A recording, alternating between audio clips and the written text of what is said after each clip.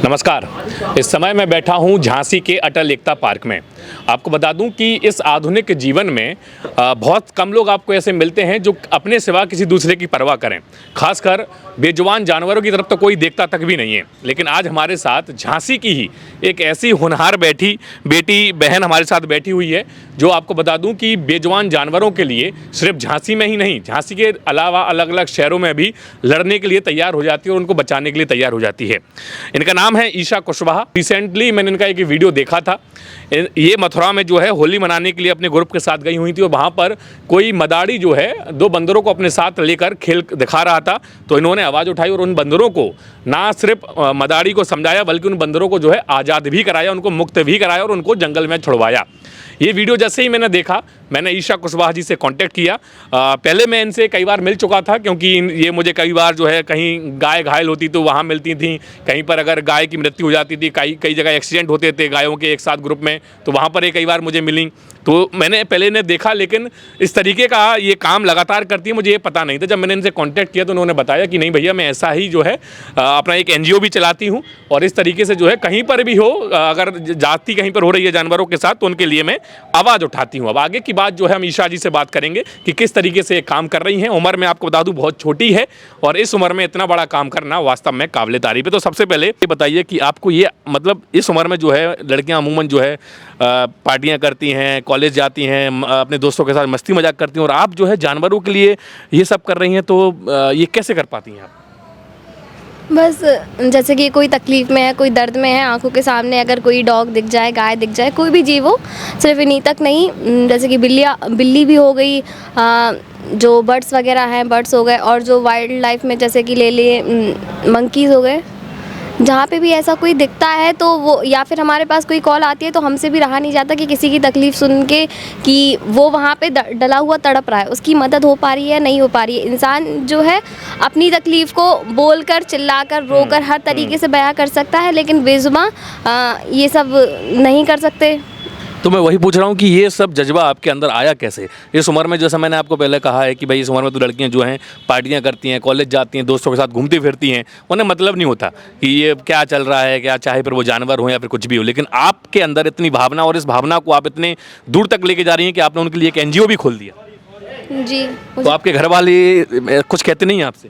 बिल्कुल कहते हैं, सभी खिलाफ हैं इसके, हम तो अपनी ज़िद पे कर रहे हैं हम तो। आपके घर वाले इसके खिलाफ हैं? हाँ। क्या बोलते हैं वो कहते हैं क्या फालतू की चीज़ ये लगा के रखी है, बस दिन भर जानवरों में घुसे रहना, अच्छा। ना दिन देखना है तुम्हें, ना रात देखना है, अपनी पढ़ाई छोड़ दी तुमने, ना ही पढ़ाई छोड़ दी है आपने? जी। मुझे 3 साढ़े 3 साल हो रहे होंगे ये काम करते हुए। ये बिल्कुल बात इन्होंने सही कहा है कि ना दिन देखना है रात देखना है, क्योंकि एक दिन मुझे याद है झांसी बस स्टैंड पे जो गौशाला है वहाँ पर लगभग रात में 10 साढ़े 10 बजे मैं था और आप वहाँ पर आ गई थी गायों के लिए। तो वो रात का समय था और अकेली आई थी आप उस समय। जी। तो आपको डर नहीं लगता रात में कहीं भी चल देती हैं आप अकेले?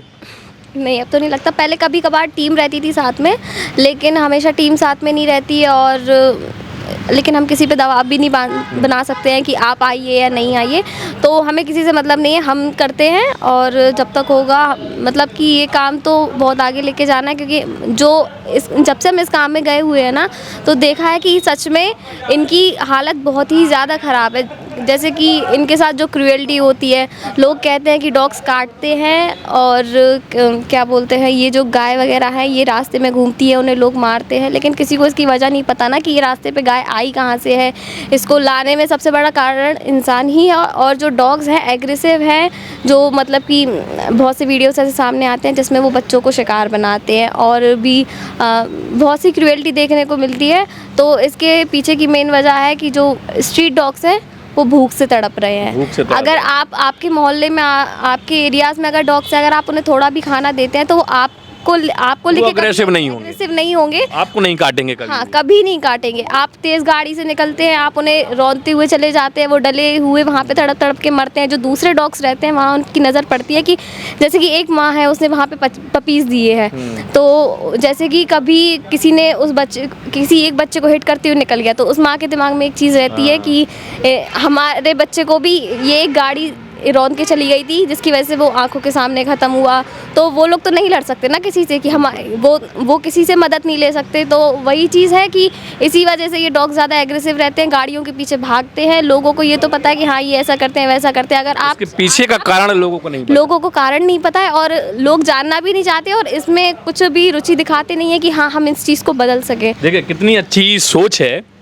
हम लोग जो कहते हैं ना कि गाड़ी के पीछे डॉग भाग रहा है, बच्चों को कुत्ते काट रहे हैं, तो हमने कभी ये नहीं सोचा कि ये करते क्यों हैं ऐसा। ईशा जी इतनी छोटी उम्र में बता रही हैं कि भाई इसके पीछे की वजह यह है कि स्ट्रीट डॉग जो है भूखमरी से मर रहे हैं, उनको खाने पीने जब कुछ नहीं मिलता तो वो अग्रेसिव हो जाते हैं। और डॉग ही क्या, अगर हम लोगों को भी समय पे खाना पीना नहीं मिले तो हम लोगों में भी चिड़चिड़ापन आ जाएगा, हम भी इस तरीके से जो है किसी को भी मारेंगे पीटेंगे। तो आप एक बार बताइए कि इसका कोई आपने कोर्स किया है क्या, मतलब कोई इस तरीके की आपने पढ़ाई पढ़ी है जो इतना ज्ञान आपको इन सब को लेकर है? नहीं, ऐसा कुछ भी नहीं, क्योंकि जब हमने स्टार्ट किया था तो हमें इस बारे में कुछ भी नहीं पता था कि कौन सी दर्द की दवा कब शुरू किया था आपने? ये करीब 3-3.5 साल हो और चुके अभी हैं। आपको सब पता है कि दवा वगैरह सब आपको कौन सी दवा कब देनी है जानवर को? इस वजह से क्योंकि जो हमारे यहाँ के डॉक्टर्स हैं, जो गवर्नमेंट डॉक्टर्स हैं, जो कुछ प्राइवेट डॉक्टर्स हैं जो हमें सपोर्ट करते हैं, अच्छा। तो वो सब हमें गाइड कर देते हैं। जैसे कि मान लीजिए कभी डॉक्टर अवेलेबल नहीं है, जैसे कि कभी चुनाव के टाइम सभी गवर्नमेंट डॉक्टर्स की ड्यूटी लगती है, रात के टाइम रात के 10 बज रहे हैं, 11 बज रहे हैं, 12 बज रहे हैं, कभी 1 बज रहा हो, सुबह के 5 बज रहे हो, 6 बज रहे हो, हमारे पास केस आने का कोई टाइम नहीं होता। जब अगर हमारे पास ऐसा कोई केस आया कि जो बहुत ज़्यादा इमरजेंसी में रात को 12 बज रहा है और अगर हम हाँ ऐसी जगह या कोई साथ है कि हम जा सकते हैं तो हम कभी मना नहीं करते। सुबह के 5 बजे 6 बजे लोग घर का गेट खटखटा देते कि यहाँ पे ये इस कंडीशन में डले हुए हैं। तो इन्हीं सब चीज़ों को लेके हमने सोचा कि मतलब कि डॉक्टर्स के अगर इंतज़ार करेंगे, हाल ही में अगर मेरे सामने वो तड़प रहा है, इतनी देर में डॉक्टर आए वो ख़त्म हो जाए। हाँ, तो फर्स्ट एड तो कम से कम आप लोग दे ही सकते हैं। हाँ, फर्स्ट एड दे सकते हैं। तो इसके लिए हमने जो गवर्नमेंट हॉस्पिटल है वहाँ से ये सब थोड़ी थोड़ी चीज़ें सीखी हैं और इन सब में हमारा जो वहाँ के पशु चिकित्सा अधिकारी रहे हैं, जो पहले रहे हैं और जो अभी भी हैं, सपोर्ट करते हैं आप? उनका भी बहुत सपोर्ट है और वहाँ के जो डॉक्टर्स वगैरह हैं उनका भी सपोर्ट करते हैं। अच्छा देखिए, वैसे तो अमूमन जो है लड़कियों से उनकी उम्र नहीं पूछी जाती, लेकिन अब ईशा को देखकर लग रहा है कि इनकी उम्र उतनी है नहीं। एक बार अपनी उम्र बताएंगी आप क्या है? मेरी एज 21 है। 21 है। 21 इनकी एज है। आप समझिए कि 3-3.5 साल से ये जो है इस काम में है, मतलब ये जब से नाबालिग थी जब से ये काम कर रही हैं जी। 18 वर्ष की भी नहीं थी तब से ये काम कर रही हैं आप। तो आप एक बताइए कि पर डे के हिसाब से अगर हम देखें तो आप पर डे कितने जानवरों की जो है देख रेख कर लेती हैं, कितने जानवरों को अपनी मदद पहुंचा देती हैं? स्टार्टिंग में जब हमने स्टार्ट किया था तो जैसे कि लोगों तक कम नंबर पहुंचे थे, तो दिन भर में 2-3 केस वगैरह आते थे तो उनको देखते थे। फिर बीच में ऐसा हुआ कि दिन भर में 8-10 केस भी आए हैं और कभी 1 ही 2 आते हैं। अब तो बहुत से लोग भी और भी झांसी में काम करने लगे हैं तो इतना ज़्यादा वो नहीं आता, लेकिन जब से हमने शेल्टर बनाया है तो हमने रेस्क्यू केसेस हमें कम करने पड़े। अच्छा, शेल्टर बन गया आपका? जी, हम मतलब कि 2-2.5 साल से हम। कहाँ पर है ये शेल्टर? पहले हमारा शेल्टर नगरे में था, लेकिन नगरा हमारे घर से 18 मतलब वही 12 किलोमीटर आना जाना पड़ जाता था, तो इस वजह से वहाँ से बंद करके हमारे घर के पास ही हमने बनाया था। शेल्टर में क्या क्या होता है? शेल्टर में ये जैसे कि कोई एक्सीडेंटल डॉग है, कोई गाय है, कोई भी एनिमल है, जैसे कि मंकीज़ भी है, मंकीज़ का भी रेस्क्यू करके हमने रखा है। जो लंगूर होते हैं उनका भी रेस्क्यू करके रखा है और जो बर्ड्स होती है उनके भी रेस्क्यू करके, जैसे कि कोई कॉल्स वगैरह आती हैं कि यहाँ ये डला हुआ है और इसकी कंडीशन ज़्यादा ख़राब है। अब अगर हम उसकी मदद कर रहे हैं, हम उसको ट्रीटमेंट वगैरह दे के वहाँ छोड़ देंगे, जितना हमसे बनता है उतना करते थे। लेकिन जब सोचा कि इधर तक सीमित नहीं रह पाएगा, अगर इसको ठीक करना है तो थोड़ा बहुत और आगे जाना पड़ेगा, तो उसके लिए शेल्टर की व्यवस्था की।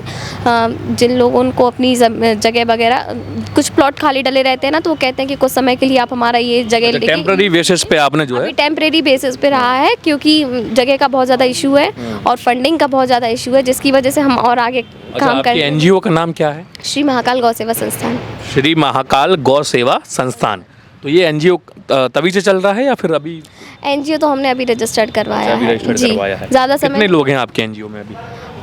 काफ़ी लोग हैं, लेकिन एक्टिव अच्छा, बहुत ही कम। रजिस्टर्ड काफ़ी लोग हैं लेकिन एक्टिव अभी बहुत कम है। बहुत ही कम है। अच्छा, बहुत ही कम हाँ, है। तो आपको क्या लग रहा है कि जो काम आप कर रहे हैं इसमें लोग आपकी मदद करते हैं? जैसे अमूमन सब, जैसा आपने बताया कि भाई हमारा जो शेल्टर हाउस है वो अभी टेम्पररी बेसिस पर है, तो इन सब चीज़ों में दवाइयाँ वगैरह भी आपको लगती होंगी, गाड़ी का किराया भत्ता भी लगता होगा, क्योंकि अगर सपोज कीजिए कोई डॉग है या फिर कोई गाय है तो उसको लाने के लिए एक बड़ी गाड़ी चाहिए होती है। ऐसा नहीं है कि आप उसको एक्टिवा पे लेकर रख के चले आए, तो उसमें पैसा भी खर्च होता होगा। डॉक्टर को दिखा रहे हो तो उसकी भी फीस देनी होती होगी, वो 2-4-5 दिन अगर इलाज चल गया तो उसका भी दवाई खर्च का पैसा लगता होगा। तो ये सब पैसा आप कैसे मतलब मैनेज करते हैं? वही हमारा जो छोटा सा ग्रुप है, जैसे कि दोस्त वगैरह जुड़े हुए हैं, रिश्तेदार, और जहाँ पे हम ट्रीटमेंट वगैरह जहाँ रेस्क्यू करने गए हैं वहाँ के लोग अगर जुड़ना चाहते हैं तो उनको उस ग्रुप में जोड़ा जाता है। वहाँ पे जो हमारा अपडेट होता है, जैसे कि किसको हम लेके आए हैं शेल्टर पे और किसका वहाँ हमने स्ट्रीट ऑन स्ट्रीट किया है, मौके पर ही ट्रीटमेंट करवाया है, या फिर जिसको शेल्टर दिया है, या जिस भी तरीके से जिसको भी हेल्प पड़ी है, तो उसी ग्रुप में सारी चर्चाएं होती हैं। और जैसा कि हमें मदद चाहिए होती है तो उसी में हर महीने जिसको जैसा भी सहयोग करना होता है। मतलब कोई फिक्स नहीं है कि कोई आपको लगातार फंड दे रहा हो, चाहे फिर वो झांसी का कोई बड़ा व्यापारी हो या कोई ऐसा फंडिंग आपको नहीं मिल रही है? ऐसा कुछ आप अपने ही दम पर, अपने ग्रुप के दम पर जो है जो भी मैनेज हो जाता है आपस में इकट्ठा कर जो है जानवरों तक मदद पहुंचाने का कार्य करती हैं। अच्छा, इसमें परेशानी आपको अमूमन क्या क्या आती हैं आप? क्योंकि एक बड़ा काम है, कहने को तो छोटा होता है कि भाई हम एक कुत्ते को बचा रहे हैं, एक गाय को बचा रहे हैं, लेकिन वास्तविकता में करना एक बहुत बड़ा कठिन काम है, क्योंकि मैंने इस चीज़ को बड़े ही नज़दीक से देखा है। मुझे पता है किस तरीके की परेशानियां आती हैं। एक बार हम आपसे जानना चाह रहे हैं कि आपको, चूँकि आप एक लड़की भी हैं, हम यहाँ कंपैरिजन नहीं कर रहे हैं जेंडर में, कोई हम वो कंपैरिजन नहीं कर रहे हैं, लेकिन कहीं ना कहीं मुझे ऐसा लगता है कि आपको और ज़्यादा परेशानियाँ आती होंगी। तो क्या क्या परेशानियाँ आपको देखने को मिलती हैं?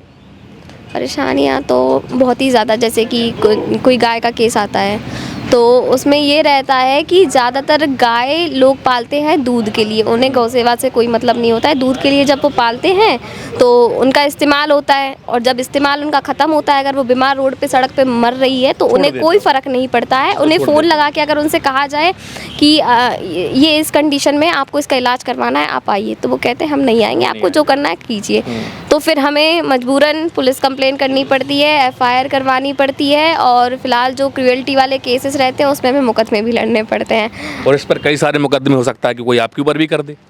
हाँ बिल्कुल, ऐसे हमारी बहुत, मतलब कि जो गाय पालने वाले होते हैं ज़्यादातर यादव लोग भी पालते हैं, और हर तरीके के लोग पालते हैं। तो हम जिस एरिया में मैं रहती हूँ उस एरिया का अगर बताऊँ तो उस एरिया में जितने गाय पालने वाले हैं लगभग सभी हमें जानते हैं, क्योंकि सभी गाय पालने वाले सिर्फ उनको दिन भर के लिए छोड़ देते हैं, दूध निकालते समय उनको वापस ले आते हैं। तो क्या होता है, और उसी दौरान अगर किसी गाय के पेट में बच्चा है, ठीक है, वो रोड पे घूम रही है और उसकी वो डिलीवरी का टाइम है, वो रोड पे तड़प रही है, और मान लीजिए अगर उसकी किसी कारणवश नॉर्मल डिलीवरी नहीं हो पा रही तो उसकी हालत ख़राब है। वो चीज़ देख के जो एक गुस्सा आता है ना अंदर से कि ये किस इंसान की वजह से हो रहा है, वो अपने मतलब के लिए उसका क्या बोलते हैं, ये उसको प्रेग्नेंट करवाते हैं, उसको वो बच्चा दे रही है, उसके बाद भी आप उसका बच्चा अगर मेल हुआ तो उसको रोड पे छोड़ देंगे, और अगर वो फीमेल है तो ही वो अपने पास रखेंगे। तो इस वजह से लोगों से बहुत ही ज़्यादा झगड़े वगैरह हुए हैं कि हमने गाय उठवा के गौशाला पहुंचा दी, ठीक है, और उनका एक ट्रीटमेंट वगैरह करवाने के बाद ही आपने शेल्टर के अंदर बंद कर लिया, और वो आ रहे हैं कि आप हमारी गाय दीजिए, ये वो। तो मैं कहती हूँ सीधा एक काम कीजिए, आप जाके मेरी कंप्लेन करो, आपको जो दिखाई दे आप वो करो, मैं गाय किसी कीमत पे नहीं दूंगी। कोई मूवीज़ जाते हैं, कहीं पर जाते हैं तो 200-400 रुपये तो ऐसे ही खर्च कर देते हैं, लेकिन अगर हम अच्छे काम के लिए इनका सपोर्ट करेंगे तो कहीं ना कहीं शायद आपका भी जो है पुण्य होगा, और इनको भी मदद मिलेगी, और इनको लगेगा कि झांसी के लोग इनको सपोर्ट कर रहे हैं। तो इनको सपोर्ट जरूर करिएगा, ये लड़की बहुत अच्छा काम कर रही है। अगर अपना कोई कॉन्टैक्ट नंबर आप देना चाहें जिससे कि लोग अगर इनके हिसाब से बात करना चाहें या फिर आपको सपोर्ट करना चाहें तो आप बताएंगे? जी हाँ बताइए। हमारा जो इमरजेंसी नंबर है 6393575619। एक चीज़ और, हाँ बोलिए। जैसे कि पिछले कुछ महीनों पहले हमने स्नेक रेस्क्यूज किए थे। अच्छा।